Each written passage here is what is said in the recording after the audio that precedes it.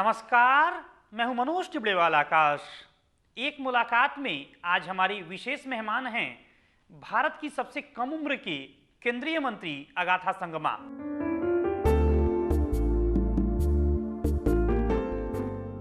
राष्ट्रवादी Congress party के ticket पर मेघालय के तुरा संसदीय सीट से लगातार दूसरी बार लोकसभा का चुनाव जीतने वाली कुमारी अगाथा संगमा लोकसभा के पूर्व अध्यक्ष पीए संगमा की बेटी हैं। अगाथा संगमा मई 2009 से केंद्र सरकार में ग्रामीण विकास राज्य मंत्री हैं। आज हम आपको अगाथा संगमा जी के राजनीतिक जीवन, इनके मंत्रालय के कामकाज, उत्तर पूर्व के राज्यों की तरक्की और इनके जीवन के तमाम अनछुए पहलुओं के बारे में विस्तार से बताएंगे।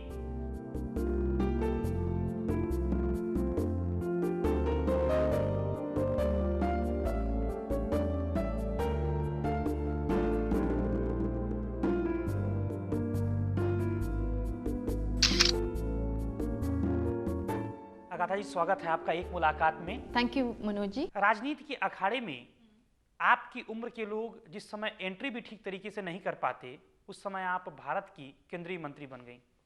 क्या यह सिर्फ संयोग है या फिर इसके पीछे कड़ी मेहनत?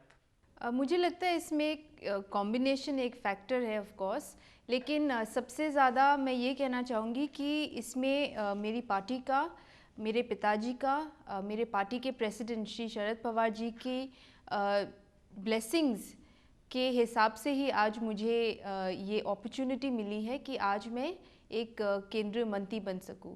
राजनीति के दंगल में तो बड़े बड़े दांव पेच आजमाने के बाद भी तमाम दिग्गज, तमाम पहलवान लाल बत्ती नहीं पा पाते। आपने महज 28 साल की उम्र में केंद्रीय मंत्रिपरिषद में जगह बनाई है। क्या आपको इस बात का यकीन था कि एक दिन आप इस तरह की कामयाबी हासिल करेंगी, वो भी इतनी कम उम्र में? ऑफ कोर्स, जब आप पॉलिटिक्स एंटर करते हो तो आप कोई एस्पिरेशंस लेके आते हैं, आप कोई उम्मीदें लेके आते हैं। तो जब मैंने पॉलिटिक्स ज्वाइन की थी, जब मैं एक सांसद बनी थी, तो मैंने भी अपने लिए कोई बेंचमार्क एक रखे हुए थे, लेकिन मुझे नहीं लगता था कि मैं इस कम उम्र में एक मंत्री बनूंगी। मुझे लगता है कि ये एक बहुत ही एक मुझे अच्छा और बहुत ही इम्पॉर्टेंट एक अपॉर्चुनिटी मिली है। अगाथा जी, मुझे याद है जब मई 2009 में आपने बतौर मंत्री राष्ट्रपति भवन में शपथ ली थी, उस समय आपके शपथ ग्रहण करने पर सबसे ज़्यादा तालियां बजी थीं और सादगी भरा आपका अंदाज था, दोनों हाथ जोड़कर लोगों को नमस्ते करने का, काफ़ी पसंद आया था। जी, वो मैं जैसी हूँ मैंने वैसे ही वहाँ पे शपथ भी ली थी। हिंदी में काफ़ी मैंने मिस्टेक्स भी की थी, लेकिन पूरी कोशिश की थी कि मैं हिंदी में शपथ लूँ। आप तो वकालत कर रही थी, फिर राजनीति में आने के पीछे कारण क्या रहा? जी यस, मैं वकालत कर रही थी और उस समय मैंने सोचा नहीं था कि मैं एक राजनीति में मैं आऊँगी।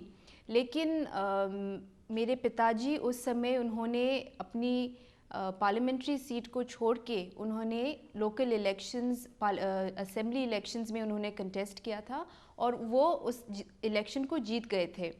तो जब उनकी सीट के बाद वैकेंसी हुआ और हमारे वहाँ बाई इलेक्शन हुआ, तो मेरे पार्टी ने मुझे रिक्वेस्ट किया और मेरे जो मेरे फैमिली के मेंबर्स हैं उन्होंने भी मुझे रिक्वेस्ट किया कि मैं इस इलेक्शन में कंटेस्ट करूं।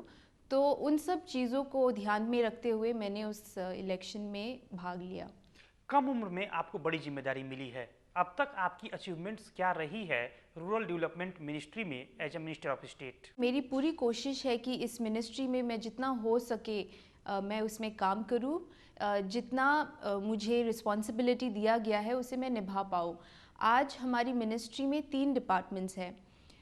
एक है रूरल डेवलपमेंट, जिस ग्रामीण विकास, जिसमें हम अलग अलग स्कीम्स को देखते हैं, जैसे कि NREGS हो या PMGSY जो रास्तों के लिए एक स्कीम होती है, जैसे कि इंदिरा आवास योजना जो रूरल हाउसिंग के लिए एक स्कीम होती है, national rural livelihood mission SGSY, ऐसे करके अलग अलग स्कीम्स है इस डिपार्टमेंट के अंदर। सेकंड डिपार्टमेंट है लैंड रिसोर्सेज का डिपार्टमेंट, और उसी तरह तीसरा डिपार्टमेंट है ड्रिंकिंग वाटर एंड सैनिटेशन का। तो सबसे ज़्यादा ध्यान मैं इस डिपार्टमेंट का रखती हूँ। जब भी पार्लियामेंट में स्टार्ट क्वेश्चंस या अनस्टार्ट क्वेश्चंस आती है इस डिपार्टमेंट के लिए, उनको मैं हैंडल करती हूँ और मैं जितना हो सके at the grass root level भी इन स्कीम्स को, जो हमारा टोटल सैनिटेशन स्कीम है और NRDWP जो हमारा स्कीम है, उन दोनों स्कीम्स को मैं सबसे ज़्यादा देखती हूँ। आपको अपने मंत्रालय की हर चीज़ ज़बान पर याद है, इससे लगता है कि काफ़ी मेहनत करती हैं अपने मंत्रालय को समझने के लिए। मैं रोज़ इसको जब भी मुझे अपॉर्चुनिटी मिलता है मैं रोज़ पढ़ती हूँ। जब भी हमारे स्कीम्स के प्रोग्राम्स होते हैं या मीटिंग्स होते हैं, मैं उन्हें हमेशा अटेंड करती हूँ। और अगर मैं सच बोलूँ तो मुझे ये मिनिस्ट्री बहुत ही पसंद है। This ministry is very close to my heart और मुझे लगता है कि ये एक ऐसी मिनिस्ट्री है जो भारत को अलग तरीके से शेप कर सकती है। आप भी जानते हैं, हम सब जानते हैं कि ओवर 70% जो हमारी पॉपुलेशन है वो ग्रामीण जगहों पे रहती है। तो इन जगहों में जैसे फैसिलिटीज़ हो, जैसे लोगों के लिए अपॉर्चुनिटीज़ हो, वो जितना ज़्यादा बेटर हो, जितना अच्छा हो, वो आई थिंक हमारे भारत के लिए भी, हमारे भारत के ग्रोथ के लिए भी बेटर रहेगा। अगाथा जी, अपने गाँवों की इतनी बात की, लेकिन आज़ादी के 63 साल बाद भी हमारे गाँवों की हालत बदतर है, ठीक नहीं हो पा रही है। जी ऑफ कोर्स हम ये जानते हैं कि भारत बहुत ही एक बड़ी जगह है, बहुत ही बड़ा कंट्री है और इसके जो प्रॉब्लम्स हैं उनको सॉल्व करने में बहुत ही मेहनत लगेगी। ये बहुत ही एक कॉम्प्लिकेटेड कंट्री भी है। एक बुक मैंने जो पढ़ी थी, इंडिया आफ्टर गांधी, उसमें कहते हैं कि India is a country of contradictions, you know, everything is contradictory. हम रिलीजन के बेसिस पे डिफरेंस लेके आते हैं, हम कभी कास्ट के बेसिस पे डिफरेंस लेके आते हैं, यू नो, हम लैंग्वेज के बेसिस पे डिफरेंस लेके आते हैं। तो अगर हम इन सब कॉम्प्लिकेशंस को देखें तो हमें ये मालूम होगा कि भारत में किसी चीज़ को होलिस्टिकली सक्सेसफुल बनाना बहुत ही एक चैलेंजिंग एक टास्क है और मुझे लगता है कि हम कड़ी से कड़ी मेहनत कर रहे हैं कि हम इन्हें अचीव कर पाए। राष्ट्रपिता महात्मा गांधी की आपने बात की, उन्होंने ही कहा था कि भारत की आत्मा गाँवों में बसती है। गाँवों का कैसे विकास होगा? हमारे देश में 6.25 लाख से अधिक गाँव हैं। कैसे गाँवों का समग्र विकास होगा? आपका मंत्रालय किन बड़ी योजनाओं पर काम करेगा? जो भी हमारे पास स्कीम्स होती है, जो भी स्कीम्स हमने बनाई हुई है, जैसे कि अगर आप NREGS को देखें या अगर आप प्रधानमंत्री ग्राम सड़क योजना को देखें या इंदिरा आवास योजना या जो भी नेशनल रूरल लाइवलीहुड मिशन को देखें, ये सभी बेसिकली सेंट्रली स्पॉन्सर्ड स्कीम्स होती है, लेकिन जो इनका इम्प्लीमेंटेशन होता है ये स्टेट्स इम्प्लीमेंट करती है। तो ये बहुत ही स्टेट्स के इम्प्लीमेंटेशन पे निर्भर करती है कि ये स्कीम्स कितने सक्सेसफुल हो। तो आज कोई स्टेट्स कोई स्कीम्स में बेटर परफॉर्म करती है और कोई स्टेट्स कोई स्कीम में अच्छी परफॉर्म नहीं करती। हम अगर देखें जो टोटल सैनिटेशन प्रोग्राम है हमारा, वो सिक्किम में बहुत ही अच्छी तरह से उसे हम इम्प्लीमेंट कर पा रहे हैं। आज सिक्किम एक ऐसा स्टेट है जो निर्मल स्टेट माना जाता है। मनरेगा एक क्रांतिकारी कदम के रूप में लोगों के सामने आया है, खासतौर पर गांवों से बेरोजगारी दूर करने के मामले में। अभी साल में 100 दिन काम दिया जाता है मजदूरों को। भविष्य में इसे बढ़ाने की कोई योजना? जी नहीं, अभी तक तो हम 100 दिन पे ही कंसंट्रेट कर रहे हैं, क्योंकि अगर हम सच बोले तो काफ़ी स्टेट्स वो 100 दिन भी नहीं दे पा रहे। तो हमें ये टारगेट करना है कि 100 दिन हम अचीव कर पाए। और जो मनरेगा का जो एम है, अगर हम इसे देखें तो ये स्कीम एक ऐसी स्कीम है जो एक सेफ्टी नेट प्रोग्राम है। हम इससे ये नहीं कोशिश कर रहे कि पूरी जो रूरल एरियाज़ में या ग्रामीण जगहों में जो अगर हम गरीबी देख रहे हैं कि हम उसे पूरी रूट कॉज से हम उसे ख़त्म कर दें। ये नरेगा का एम नहीं है। नरेगा एक सेफ्टी नेट प्रोग्राम है और जो लोग इतना अपने लिए काम नहीं ढूंढ पाते और उनको गवर्नमेंट पे डिपेंड करना पड़ता है कि वो 100 डेज़ का एम्प्लॉयमेंट ढूंढ पाए, तो एज अ राइट हमने इस लेजिस्लेशन को पार्लियामेंट हाउस में पास किया है। और हम सिर्फ ये कोशिश कर रहे हैं कि in worst come worst situations लोगों को ये अपॉर्चुनिटी मिले कि वो कुछ काम कर पाए और अपने पेट के लिए और अपने घर के लिए कुछ पैसे कमा पाए। भ्रष्टाचार भी काफ़ी ज़्यादा है, करप्शन काफ़ी ज़्यादा है इस योजना में कैसे कम किया जा सकता है करप्शन को? बिकॉज मुझे लगता है कि NREGS एक ऐसी इतनी बड़ी स्कीम है और इतने बड़े मैग्नीट्यूड में की है, तो मुझे लगता है कि इनिशियल ईयर्स में हमने काफ़ी सारे चैलेंजेस NREGS में देखी है, और मुझे लगता है कि अब हम पूरी कोशिश कर रहे हैं कि जो भी उनमें वीकनेसेस थे हम उनको इम्प्रूव कर पाए। और एक मुलाकात में यहाँ पर रुकेंगे एक छोटे से ब्रेक के लिए। ब्रेक के बाद भी भारत की सबसे कम उम्र की केंद्रीय मंत्री अगाथा संगमा से यह बातचीत जारी रहेगी।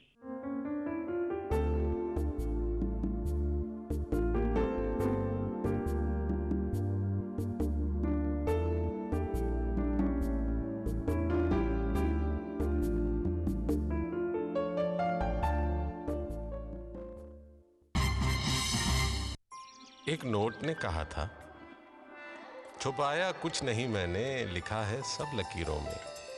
जरा सा पास तो बैठो, तुम्हें पूरी तरह देखूं। पहिए हैं न पंख हैं, पैसा चलता रहता है। जरा सी रोशनी डालो, नजर धोखा न खा जाए। ये मेरी नब्ज है देखो, ये नोट ने कहा था। मुझे भी परखने की एक आदत बना लो। पैसे की भाषा सुनिए, क्योंकि पैसा बोलता है।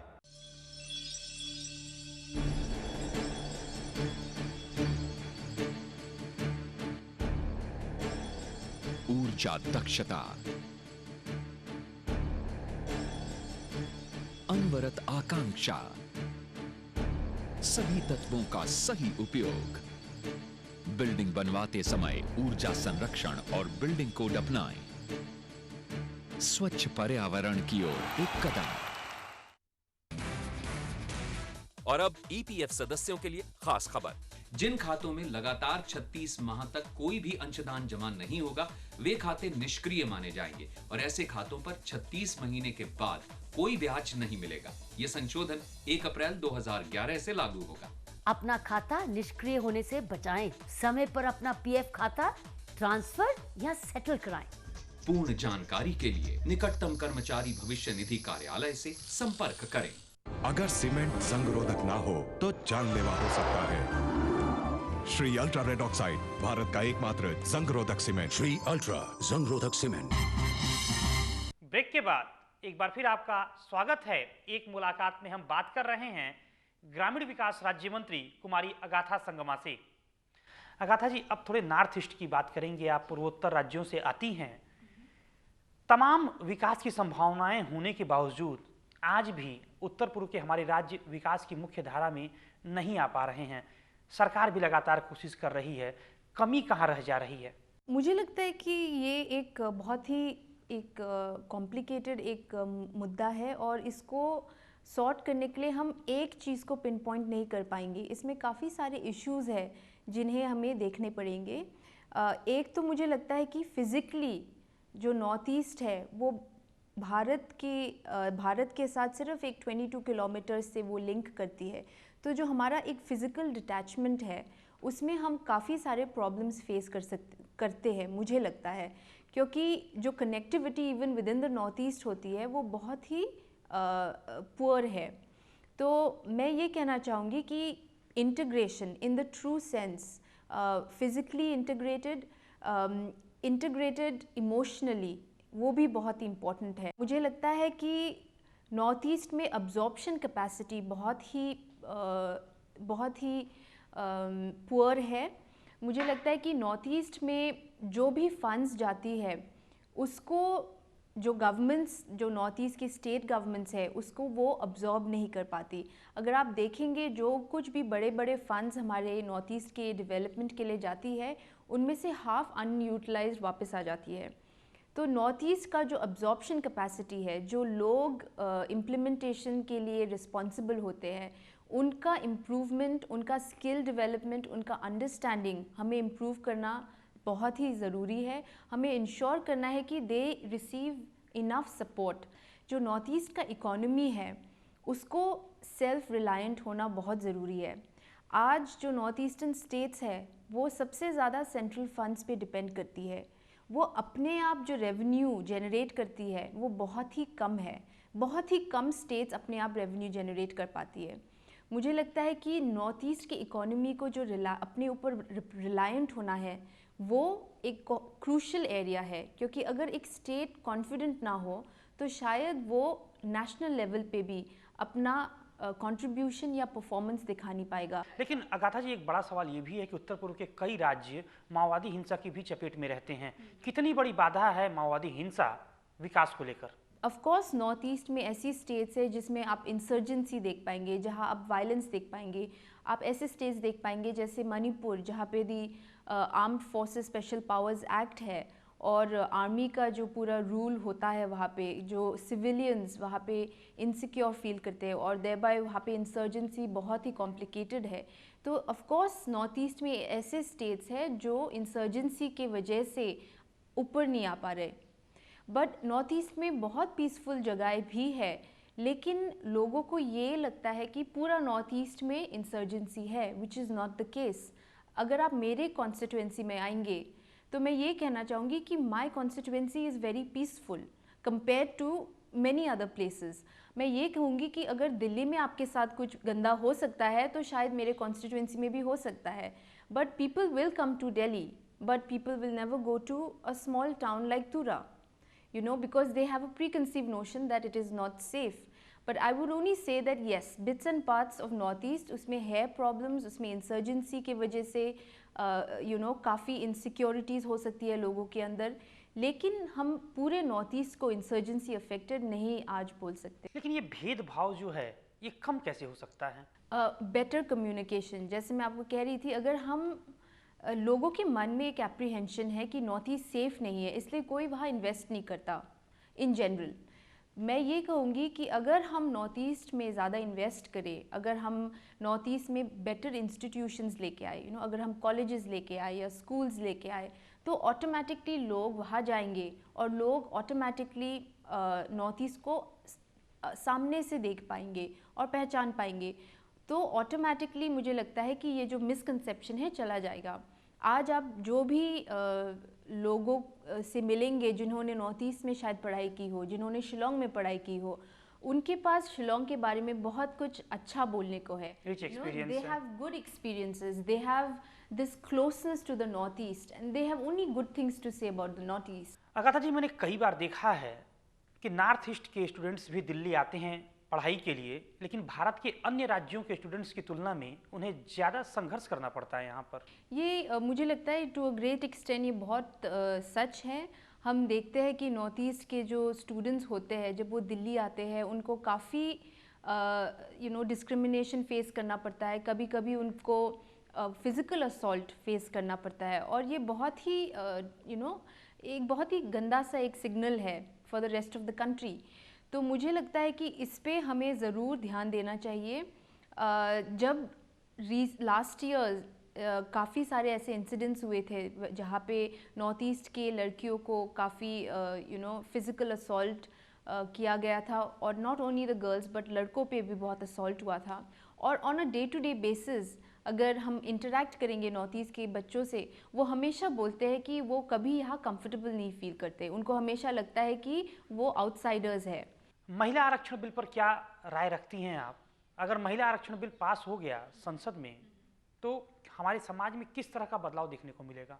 मेरे कॉन्स्टिट्यूएंसी में, मेरे क्लैन में कभी भी एक औरत पार्लियामेंट की मेंबर नहीं बनी, मैं सबसे पहली हूँ। तो अगर मेरा जो सोसाइटी है जहाँ पे औरतों को अभी भी आगे आने में इतना स्ट्रगल करना पड़ता है, तो हम ये जान सकते हैं कि जो अलग सोसाइटीज़ है जहाँ पे शायद औरतों का पहचान इतना ना हो या उनको और भी ज़्यादा स्ट्रगल करना पड़ता हो, वहाँ पे जो डिफ़िकल्टीज़ वो ग्रास रूट लेवल्स पे फेस करती है, हम देख सकते हैं कि वो बहुत ही ज़्यादा है। मैं ये कहना चाहूँगी कि फॉर इंस्टेंस अगर हम पंचायत राज इंस्टीट्यूट्स को देखें, यू नो आज 50% रिजर्वेशन के बाद हम अगर देखें कि औरतें जहाँ पे भी अगर औरत सरपंच हो, इन जगहों में जो भी इश्यूज़ लड़कियों के लिए या औरतों के लिए इम्पोर्टेंट हो, उन इश्यूज़ पे ज़्यादा ध्यान दिया जाता है। जहाँ पे एक औरत सरपंच हो वहाँ पे से पानी के इश्यूज़, ताकि अच्छा और साफ़ पानी मिले, गांव में अच्छा साफ़ पानी मिले, ऐसे इश्यूज़ को हम सरपंच में आगे आता हुआ देखते हैं। अगर आप देखें रूरल एरियाज़ में औरतों को ही पानी दूर दूर से लेके आना होता है. They have to struggle with the basic domestic needs. अगर हम ज़्यादा औरतों को फोरफ्रंट में लेके आए थ्रू पॉलिटिकल रिजर्वेशन, तो इन जनरल जो औरतों का स्टेटस है, इकोनॉमिक स्टेटस है या सोशल स्टेटस है, उसमें हम इम्प्रूवमेंट देख पाएंगे. और एक मुलाकात में यहाँ पर रुकेंगे एक और छोटे से ब्रेक के लिए. ब्रेक के बाद भी भारत की सबसे युवा केंद्रीय मंत्री अगाथा संगमा से यह बातचीत जारी रहेगी.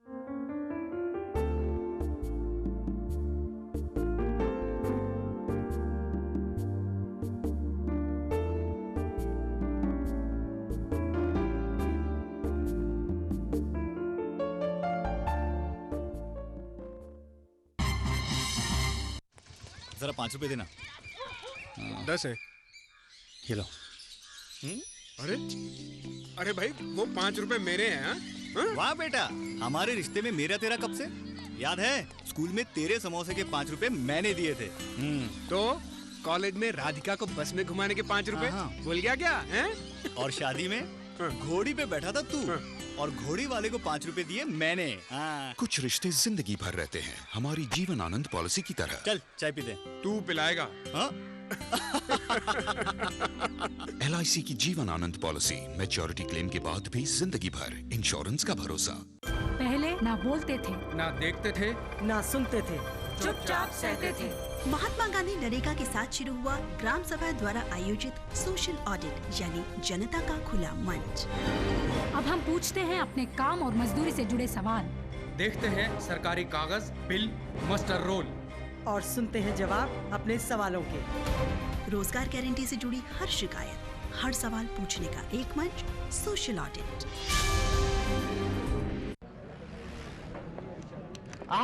कैसे हैं साहब? बस 2 दिन से हल्का सा बुखार है. कोई ऐसी दवा दो कि तबीयत फिट हो जाए. आप काम क्या करते हैं?